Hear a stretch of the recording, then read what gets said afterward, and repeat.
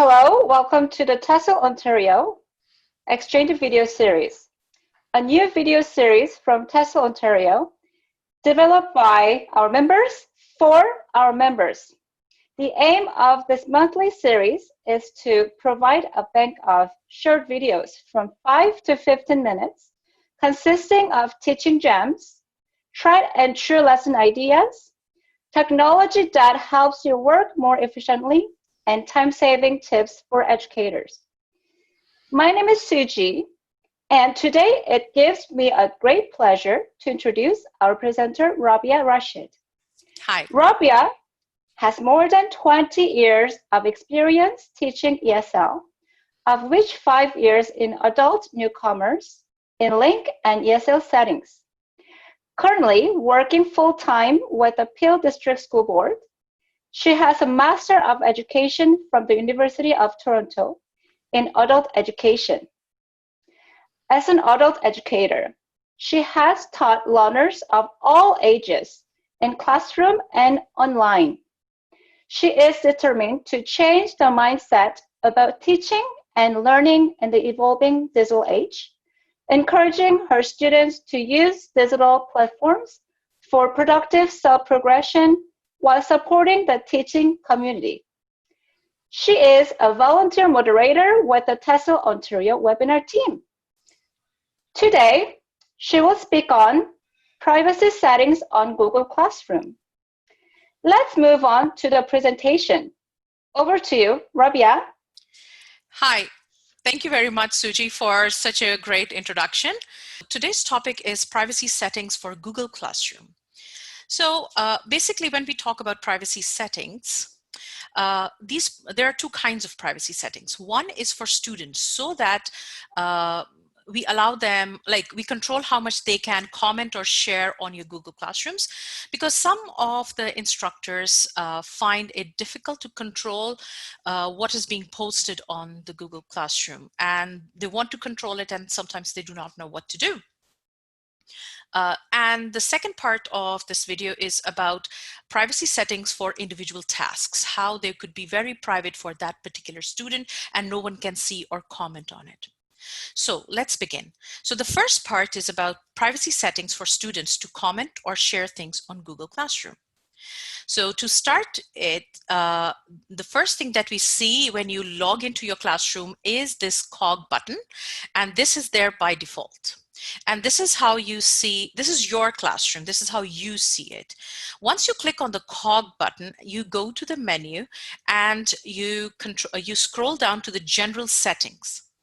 Once you go to the general settings, if you look at the stream, by default you see students can post and comment. This is default setting, which allows the students to post and comment on everything that goes on. However, some teachers want to change that. They want to control it better. They don't want their stream to be cluttered with student comments and questions and queries, right? So now what the students see when the default setting is on, this is what they see, and this is where they can post, they can attach things and do everything.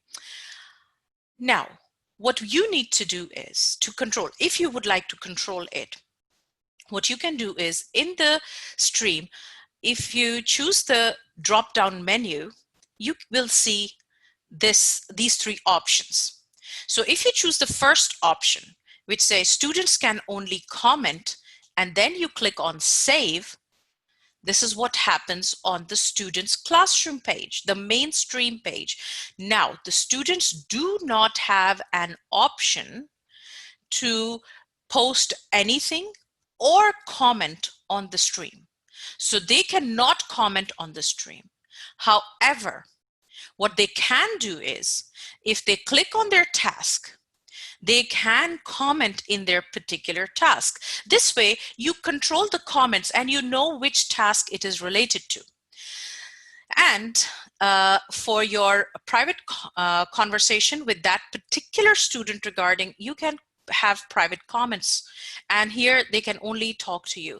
Here, this is a class comment section, and the private comment section is only between you and the students. Then another option that you have in the stream menu is that only teachers can post or comment. Now, what happens here? Once you choose this, you get this option. If you see that now there is no space to comment in the class comment. It says class comments, but there's no space to comment. But you have still space for the private comments. I discovered this from my own children's teachers because they had restricted students from comment even on the tasks, but they could still communicate with their teachers in the private comments, so they did. So this is a very good option to control what the students can post on the stream and what you see on the stream and what other students see on the stream. Mainly because you want the students to see the most important things on the main page, the rest of the things in the classwork. Now let's come to the next part of this video, which is privacy settings for student tasks that are not shared with other students. So when you create an assignment on Google Classroom, the default setting is that the students, and when you upload the tasks or the doc or whatever, the default setting is that students can view the file. So for this particular task, I wanted the students to view the file that was the reading PDF. However, the Google Doc, I want them to do on their own by themselves. And so what we do is click on the drop-down menu of the task over here. So I'm not changing this, but I want to change this. So once I click on the drop-down menu, or you click on the drop-down menu, what you can see are three options. The students can view the file, the students can edit the file. Now, if you want private tasks for students, please do not choose students can edit the file, because then all the students in your class can edit the same file. You want to make a copy for each student so that they can do their own task. So now, what does the student see when they open their task? This is a student view.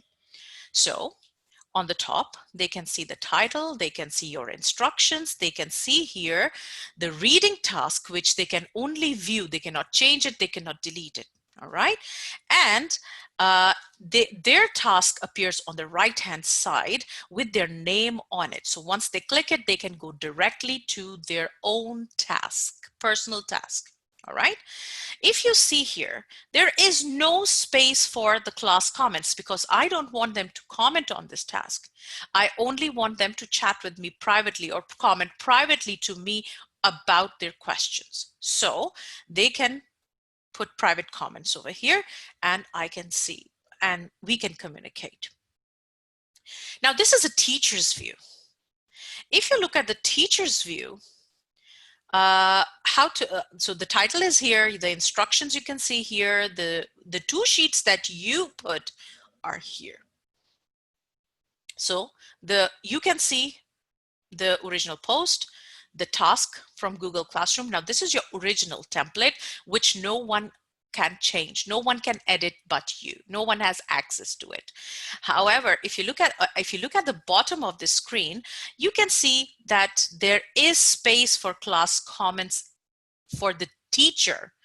Remember that the students did not have space for class comments, but the teacher has, because she can comment. So this is useful, especially if you want to add something, or if you see that the students are asking a specific question, all the students are asking you specific questions, you can put a general comment over here to communicate with them, and what they can see is your comments over here. They can still not post their comments in this section. All right, so that is it for today's video. Thank you very much. You can contact me at ra2ns2002@gmail.com if you would like to email me, or my Twitter handle is ra2ns2002, and here is a link of my LinkedIn communication channel. So thank you very much, everyone. Thank you so much, Rabia, for sharing such wonderful insights on private settings on Google Classroom for students to comment and share their ideas and work, and for student tasks that are not shared with others. It has been a great pleasure to hear you speak, Rabia. TESOL Exchange video series promises to deliver more education to you in bite-sized videos from ELT professionals once every month. So if you liked our video, don't forget to hit the like button and subscribe to our YouTube channel. Till next month, goodbye.